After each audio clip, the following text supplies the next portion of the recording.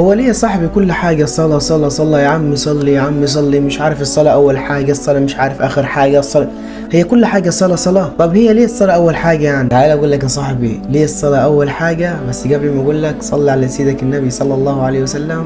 يلا بينا. أول حاجة الصلاة هي أول ما يحاسب عليه العبد يوم القيامة. ثاني حاجة الصلاة تنهى عن الفحشاء والمنكر. ثالث حاجة الصلاة على وقتها أحب الأعمال إلى الله. رابع حاجة الصلاة على المؤمنين كتابا موقوتا. خامس حاجة الصلاة يمحو الله بهن الخطايا. سادس حاجة الصلاة هي المناجاة بين العبد وربه. سابع حاجة الصلاة هي التي قال عنها النبي صلى الله عليه وسلم أرحنا بها يا بلال. ثامن حاجة الصلاة فمن تركها فقد كفر. تاسع حاجة والأخيرة الصلاة وصى بها النبي صلى الله عليه وسلم قبل انتقاله إلى الرفيق الأعلى.